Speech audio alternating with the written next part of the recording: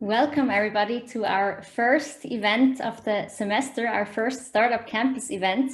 My name is Elian, I'm from Impact Hub Zurich and from the Startup Campus team, and together with my colleague Natalie, I will co-moderate this event tonight. Tonight we have the exciting topic fundraising talks. In our previous Startup Stories events, we always get the most questions on the topic fundraising, so we thought why not do our own event on this topic. We have four amazing speakers here tonight. We will first hear a little bit from Christoph Birkholz. He's the co-founder of Inyova and Impact Hub and Kickstart. So in his career, he has a lot of fundraising experience, and recently this spring just managed to raise 11 million Swiss francs with Inyova. So we will hear from him how they achieved this success. And then in the second part of the event, we will go into breakout rooms. And for this, we have three amazing experts here. You can choose then which breakout room you want to join. We have Céline Fallet, she's the managing director of We Make It, the biggest crowdfunding platform in Switzerland. We have Sebastian Becker, he's a partner at Red Alpine, a VC investor. And we have Florian Dünder here, he's an investment manager for startups at ZHAW.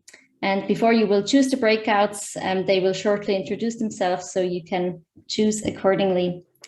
And after the breakouts, we will hear some insights from each room and also tell you a little bit more about what we do at Startup Campus and what events and programs that we offer. Before I give the word to Natalie, I kindly want to ask you to already open the feedback form. For us, it's always very important to receive your feedback. We constantly want to improve and also hear your ideas on possible future events that we could do. And in case you have to leave earlier or don't find the link, it's always good to have the tab open already. But we will also remind you in a follow-up mail tomorrow. And now I also already want to give the word to Natalie to start with our interview with Christoph. Thank you very much, Elian. Hello and welcome, everybody. I'm very excited. I have the pleasure to interview Christoph Birkholz. And yes, we will have roughly 10 to 15 minutes interview style questions and then open up for a short Q&A. If you also have questions to Christoph, please note them or send them through in the chat. And once I open up the question round, you can also set yourself on unmute and show your video so that Christoph knows to whom he is talking to. So, Christoph, you are one of the founding members of Impact Hub Zurich, as well as Inyova Impact Investing, which is formerly known as ZHAW. But I know that these are not the only ventures that you helped to be born. Do you quickly want to introduce yourself? Thank you, Natalie. Can you hear me well? Yes. Oh, good. Wonderful. Hey, good to see so many faces here. Great to have that interest. And I think, yes, if you do a startup thing on fundraising or finance or access to money, that's usually the turnout people are interested in, and that's good. So yeah, I've been working kind of in entrepreneurship or as an entrepreneur now 13 years. The first venture was already a social venture capital fund that we tried to set up in Germany. We tried for a year, that didn't work. So now it's called impact investing, but that back then we called it social venture capital. That didn't work well. So first one was a failure, and after a year we had to find a real job to find money. I came to Switzerland at that time and started then with Impact Hub in Zurich. I believe some of you will know the Impact Hub as a space and community for entrepreneurs in sustainability and innovation. And through the Impact Hub, there's kind of different companies and initiatives that have been born there, so that are now independent or that are a company on their own, but still kind of program business, like Kickstart, formerly known Kickstart Accelerator, is now Kickstart Innovation, a platform to connect startup or other scale-ups and corporates. Some other spin-offs and investments, and then Inyova 4 years ago in 2017 with a very good friend of mine, and the four of us started Inyova in 2017 then. Was this always kind of your career path? You you wanted to move forward on, being an entrepreneur, or is it just, did it happen by chance? Depends when you ask. My mom just told me that I wanted to be a kind of trash collector, I think, first. We just have a small child, so we got into these stories what I wanted to be when I was small. So no, I mean, my first job was in corporate after high school in a corporate program, and then through my university studies, I wanted to go into kind of independence, entrepreneurship, social entrepreneurship, and then I kind of started out of my PhD. We started Impact Hub Zurich, so it was not this all in, and I always knew I wanted to be that. It sort of had to grow within me. Now it's hard to imagine otherwise, but if I'm fair and honest, yeah, I could have as well ended up in consulting when I was mid-20s or so. Okay.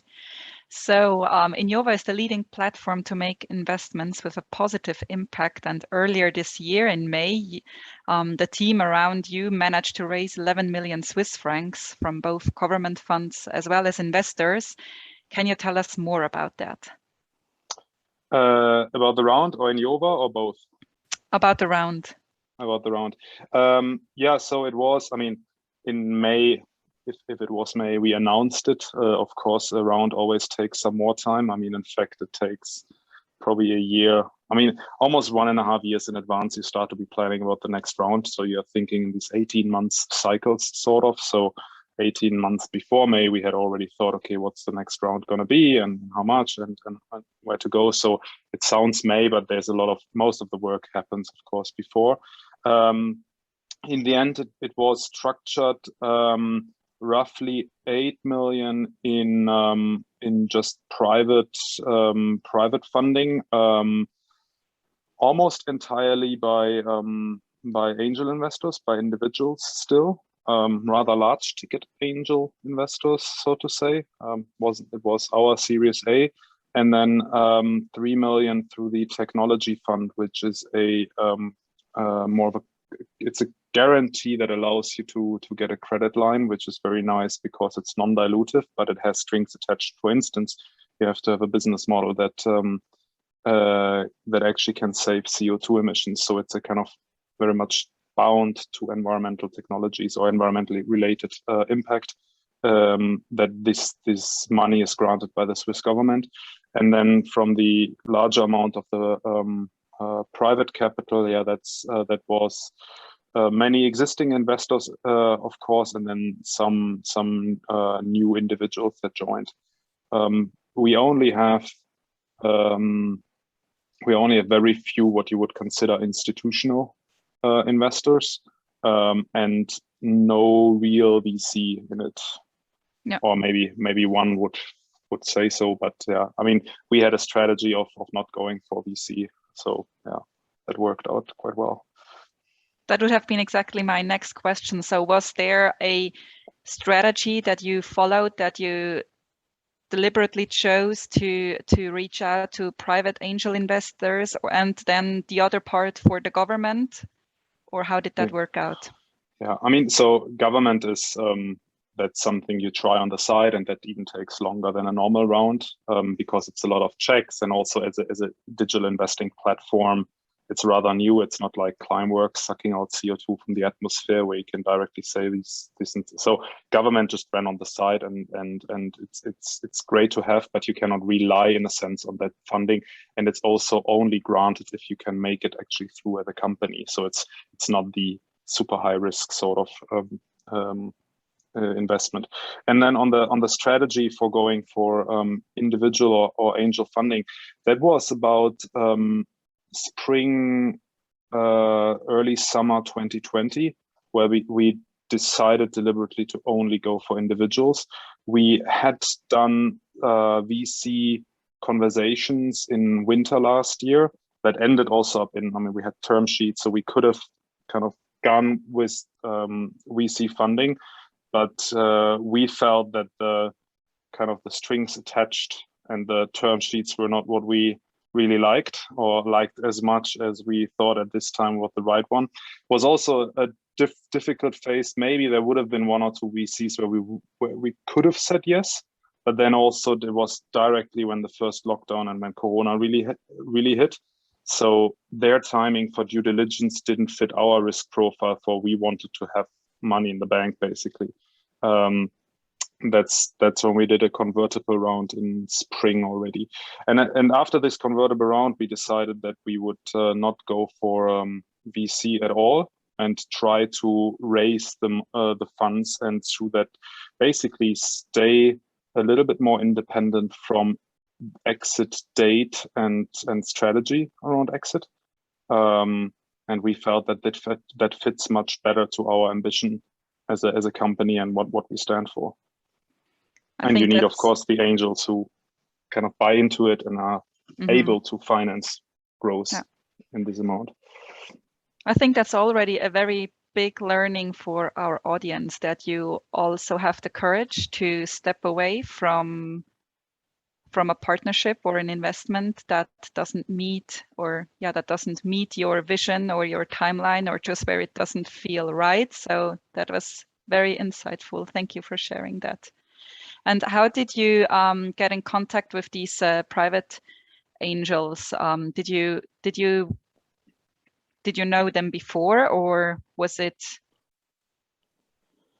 Yeah, we always sort of had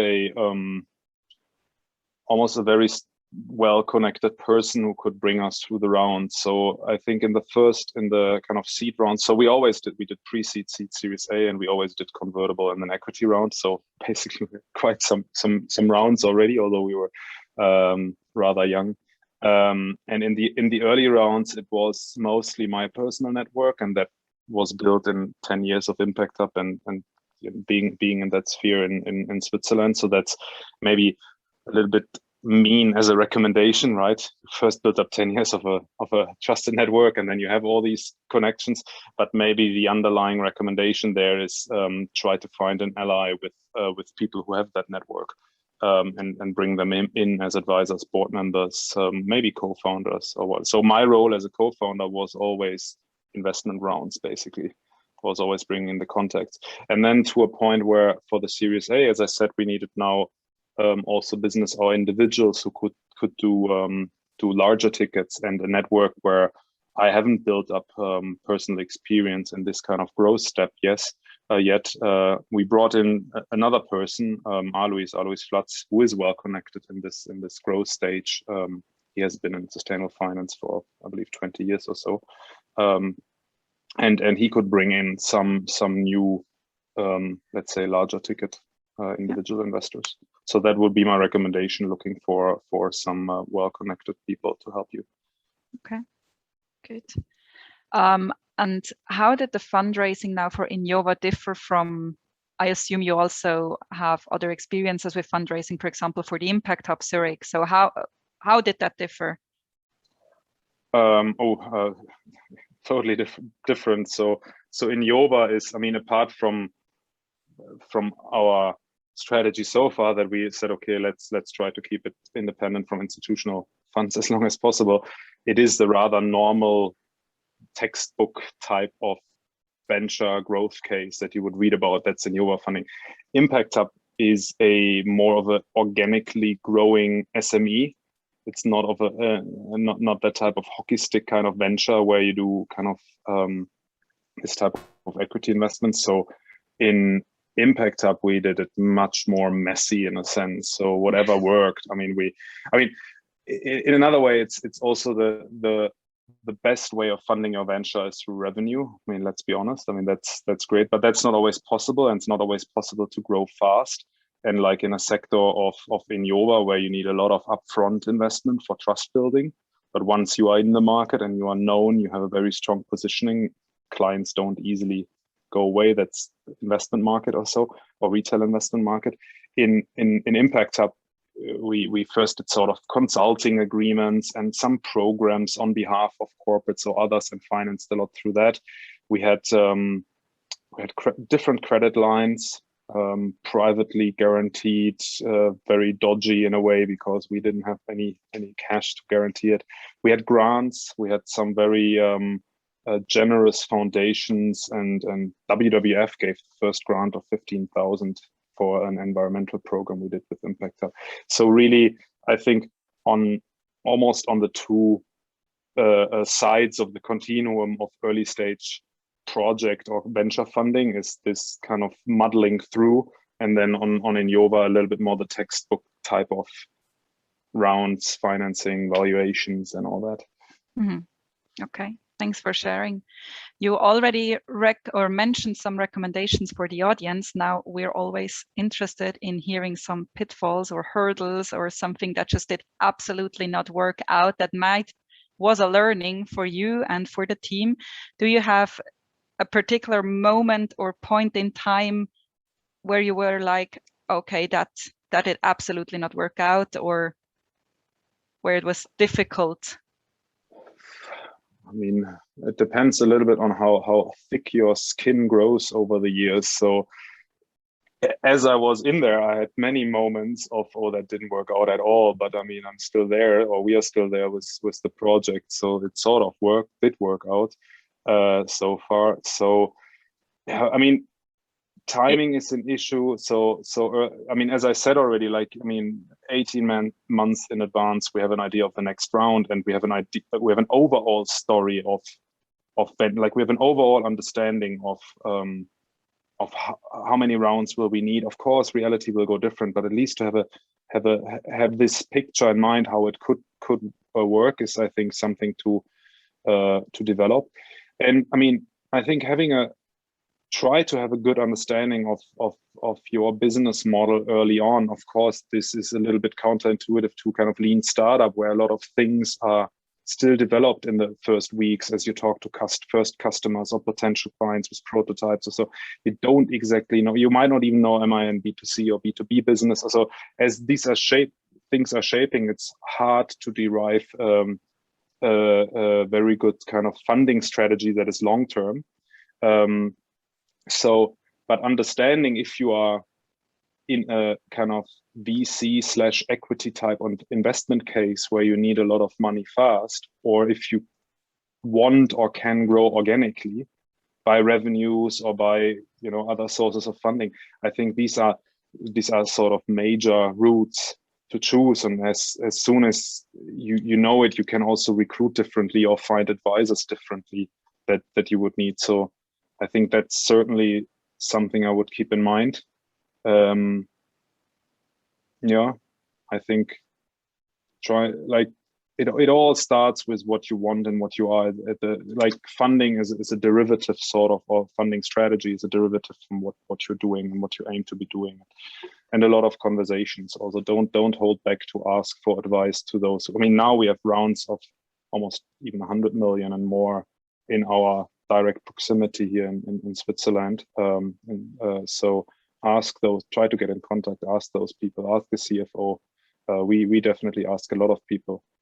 Also, maybe one other thing is as a recommendation that I found, I would be super curious what the experts later on say to this, but I found it always helpful to do convertible rounds and then equity round. In a convertible loan agreement, you basically can do it individually, right? You write an individual loan agreement, you get the cash on your account, you can go to the next investor, you get it, and overall that's your convertible round.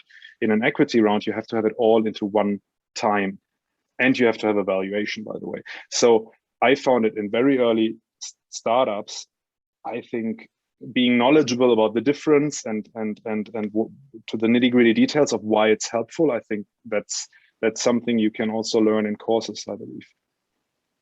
All right, great. Thanks for sharing. I would like to open up the round to our participants. If you have questions, I know Christoph likes to see people he's interacting with, so that's also why we did not prepare any slides. So please show your video, unmute yourself, and don't be shy. May I? Yes. Hi, Jacques. Hello. If you are very early in your adventure and you'd like to do the contract, the ZHAW and so on right, but you don't have much money, what would you recommend? I think there are now, I think even the law firms offer templates like shareholder agreements, convertible note agreement templates. So I believe if you look in the top 3 to 5 law firms that are related in startup, you will find them online. I mean, Wenger, Vierli, Keller-Hals-Karat, Bernd-Karrer, sorry if I now forget anyone who considers themselves, but there you find templates, and otherwise just ask other founders who have done it. We normally either share it directly if we can, or anonymize it, and then you can copy. I mean, that's not a competitive advantage, or unless you ask a direct competitor, maybe that's a bit of a hurdle, but there's plenty of others. Thanks. And then, I mean, of course, like, that's also to the difference of Inyova and Impact Hub, for instance. If you go for the venture route where you actually do get external money, you have to set it up very professionally, because it's other people money's involved. So their expenses for legal fees are good. If you muddle through with your own money only and you write it yourself, yeah, you don't want to do it with external money or external people on the cap table. And Jacques, there is a comment in the chat from Daniel that states there can be templates. The templates can be found at seca.ch. Yes. We do have another question from Alexandra. She asks, how can an early startup get a valuation? Pure art and negotiation. No, I mean, quite seriously, I mean, valuation is the result of a negotiation between 2 parties. As long as you agree with someone that the valuation is X, who then invests, that is your valuation, but you can do a lot of things wrong in it. As an entrepreneur, intuitively, you might think a high valuation is the best you can do. Like, of course, right? The higher the better, because it's valuing your work, sort of, and your ambition and potential. But that kills you in the second round, for instance, if you valued it too high. So don't fall into the trap to just go as high as possible. However, it's really weird. I mean, the valuation in Zurich or the Swiss markets for the same venture is different in Berlin, London, and Silicon Valley. So it's regionally different what the valuation is, although you're talking about the same venture. And we've seen some examples of it. In any case, although it's just a negotiation process between 2 parties, you want to back it up as much as you can. And there are some models that you can. So first of all, you can compare with similar like-minded ventures. And if you do a bit of desk research, normally you find some ballpark figures on Crunchbase and sometimes on press releases that you can triangulate. Also, you get an understanding of evaluations of other rounds.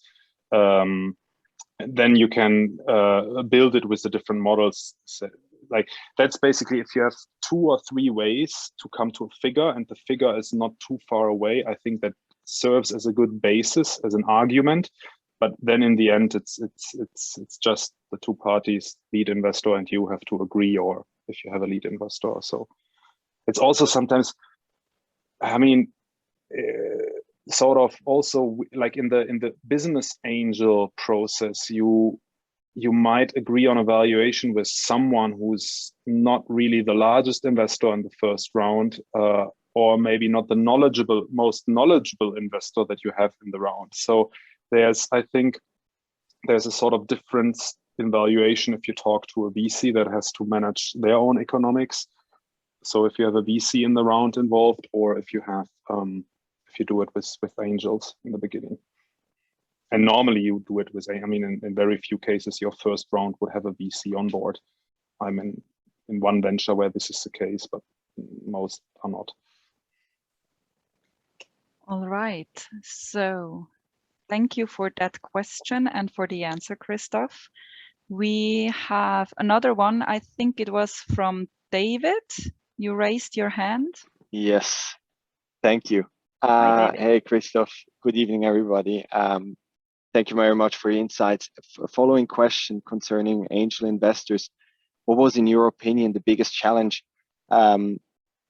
yeah, working with angel investors, in theory, like not being professional investors, like for example, VC companies sometimes. But what was like for you? What was the biggest challenge when working with private individual investors? Biggest challenge. I mean, normally the biggest challenge in rounds, but that probably holds true for both, is, or maybe more for angel, is the tipping point of excitement, where kind of first, I mean, you knock on a lot of doors and you try to create excitement about your company, and all these people talk to each other. So don't fool yourself, right? So in the beginning, it feels like, oh, will we ever get the round done to a certain time we want to have, or we need to have it done for a runway. And then normally towards the end, it becomes that your round is oversubscribed because people are getting excited and talking, and others are invested. And I mean, human beings are still hurt. And probably that's true for all. While on VC side, again, you will have some economics that almost prohibit some VCs to invest in some rounds under some valuations. They just cannot for the internal calculation. But that kind of the timing and when the tipping point of you chasing the investors versus you being chased, or at least being approached by investors, is a bit of a tough one. And I mean, it's hard to give you a recommendation of how to deal with that challenge rather than being very early on. So the earlier you are, the more you can strategize and you think, and you can create some excitement and so on and so forth. Yeah.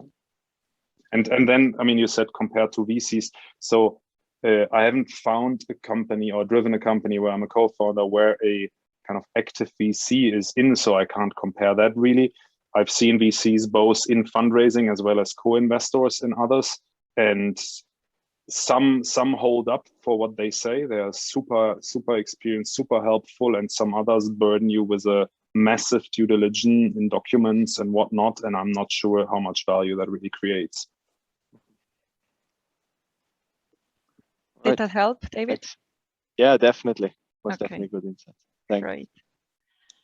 So I know that you're now slowly starting to warm up and that you are ready to fire your questions, and we would like to give you that opportunity in the breakout rooms. So Elian will introduce us the experts that are here in the call, and you will have the opportunity to ask your detailed questions in the individual breakout rooms. Yes, exactly. Thank you, Natalie, and also thank you, Christoph, for the interesting insights. So as mentioned before, we have 3 experts here. I will give them the word to introduce themselves, and then I will open up the breakout rooms, and you can choose which one you want to join. So Celine, I would give the word to you first. Perfect, thank you very much. So I'm Celine, I'm the managing director of the crowdfunding platform We Make It. Yes, so I'm with We Make It since the beginning, and I have experience on one hand in building up a startup, and also with many crowdfunding projects. Thank you very much, Celine. So next I would welcome Sebastian from Red Alpine on stage, who can answer all the VC questions for you in the room. Exactly, all VC questions to me later on. My name is Sebastian. I'm a partner here at Red Alpine, and we are a early stage investment fund. We are usually partnering up with companies in exact that stage, like first institutional money in seed. What we're also doing Series A investments where the startups already have some traction. Would love to give you later a little bit of overview on some also of the questions already asked, and happy to provide some insights of our shop. Thank you very much. And last but not least, Florian Dinner from ZHAW. Hello everyone, a warm welcome also from my side. So my name is Florian Dünner and I'm an investment manager at Zurich Kantonalbank. And we are one of the oldest and most active early stage investors in technology startups in Switzerland. And over the last 20 years, we have invested in around 250 startups and more on 200 millions. So I would be happy to show you how we are positioned and how we invest in technology startups. But most of all, I'm at your disposal for your questions. Thank you very much to all the three of you. So now I will open up the breakout rooms. So at the bottom, there should be an icon breakout session that's just appeared. And there you will find the 3 sessions when you scroll down that we have. And when you hover over the blue thing on the right, you can join or teilnehmen the room that you would like to. And for the ones who don't find it, I will stay in this plenum session and will help you get you to the room you want.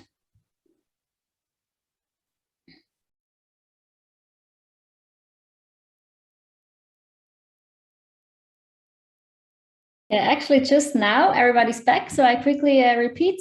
I hope you had a lot of fun in your breakout rooms. I've seen some of the conversations, and I'm happy to have heard that you have many questions. Maybe the rooms could have gone on even longer. So we want to hear some insights from each room. And for this, I would ask one volunteer from every breakout room to let us know what especially inspired them or what was a key learning or takeaway for you. So for the room of Céline from We Make It and crowdfunding, we already have Christine who volunteered to say something about it. Yeah, in terms of learning, there's a lot to learn. So for We Make It, they started from a platform. So from their side on funding themselves, they approach Swiss Foundation, which is very interesting, but then it just takes a lot of time. So you need to really have somebody to look at it. And then if you're a startup who wants to list yourself in We Make It, you also need to have already not only a concept, but you should be farther away from the concept, like ready to go to market. And then really, this is a pre-sales platform or a community building platform. So you should already be ready, not only an idea or concept. And then for regardless of whatever you are, meaning you can be NGO, NPO, software, you can think of different reward system. You can either think if you're an NGO or software, you can think about symbolic rewards or really a product. So there's a learning there that you can use the platform, but it's not the only thing that you need to rely on. And there's a lot of challenges in the audience wherein we don't have, for example, our own network, or we don't speak the Swiss, or we don't have the local network or the official languages here. Yeah, I guess it also the same as other groups wherein you get allies, but We Make It also have some packages to support different groups around it. So yeah, I think there's more, but yeah, I'll cut it short. Thank you very much, Christine. It sounds like you have learned a lot. So the biggest breakout room was from Sebastian about the Real-Time VC investment. Do we have a volunteer from this group who wants to quickly share 1 or 2 key insights or learnings that you heard tonight? Yes, Jacques? Okay, so it's very quick. In fact, the thing I really remember from you, Sebastian, is that you said that consulting revenue is a red flag. So it joins... Orange, deep orange. Okay, it goes together with something I like very much about the startup scene, which is that everything we learn in business school, strategy, finance, and so on, which seems a bit abstract when you live in a large group, but in fact in a startup it's very, very present, and you want things sanded down. You don't want the paraphernalia, you don't want consulting revenue and so on. You just want to see how the product works, how well that sells. So it goes together with this. And well, it's a learning for me. It's going to be useful. Thank you. Thank you very much for sharing this, and also thank you, Sebastian, for answering to all the questions you had in your breakout. And the last breakout room was from Florian Dünner from ZHAW. Do we have a volunteer there who wants to share something that you learned?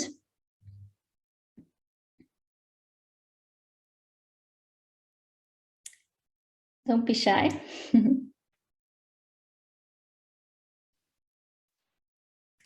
Maybe I can jump in because I asked a lot of questions there. But, Yes. So key learnings is that I was focused on medical devices, but the cantonal bank is funding a lot of different areas. And one important thing for medical devices, in case somebody is there doing a medical device, is that it's an eligible industry for them. They understand our worries, which are like late revenues, a late exit, and the cantonal bank is okay with it. They are used to that. So for me, that was one of the key learnings of the talk. Thank you very much, Eric. And thanks again to the 3 experts. Thank you that you took the time to answer all these many questions from the curious, aspiring entrepreneurs or early stage entrepreneurs. And as a last agenda point, we also want to introduce to you what we are offering to entrepreneurs at Startup Campus. And for this, I would give the word back to Natalie. Perfect. Thank you very much. So I know that at least in Sebastian's group, there were some people, founders to be at a very early stage. So you probably are interested in receiving more knowledge or tips and tricks. And we quickly want to touch base about our offerings. So Startup Campus is conducting InnoSwiss events and trainings around entrepreneurship. So InnoSwiss is the Swiss innovation agency that promotes science-based innovation in Switzerland. And we are active in the area of startup support. InnoSwiss themselves, they are working also on innovation projects, internationalization, and networking support. So for the startup support part, there are several offerings and trainings that are conducted by Startup Campus.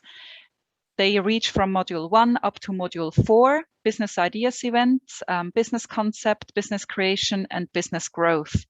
So business ideas, these are startup stories events, single one-time events with founders, where you hear the stories of success and failures from several types of funders from different industries with different backgrounds. And there the events vary a lot. So the upcoming ones for the fall semester are on October 5, startup stories with Moose and Snacks. October 13, an ETH focused event from research to startup, where we will have the stories of Dimpora and Synhelion. And on October 27, we have a special focus event that is targeting female founders, and we will hear the stories from at least 3 successful female founders. These events are free of charge, and you can sign up on our website. The next step would be to conduct a 12-week course, that the business concept course. In that course, you are learning about all different aspects of turning your business idea into a promising startup. You will learn about financing, funding, protection, and at the end of the course, you will pitch your idea in front of a jury, and you will also meet important partners at the ecosystem event, for example, Red Alpine. And Module 3 and 4 are targeting specifically social entrepreneurs, where we help you to build your impact startup. That is Module 3 or Module 4, where we will help to scale up your impact startup, where you, at the end of the course, have your individual growth plan. So all these events and courses you can find on our website and are free of charge as they are commissioned by InnoSwiss. Very last point, thank you for being here. Please share your feedback. Let us know what you liked and what you disliked, and what other topics are that you might be interesting for future events. You can scan the code. You will get redirected to the website to fill in the feedback. And very lastly, thank you very much for being here. Thank you to our amazing speakers. Thank you, Elian, for co-hosting. If you have more questions, you can connect with our speakers on LinkedIn, also with Christoph. And we wish you a very nice evening. Thank you very much.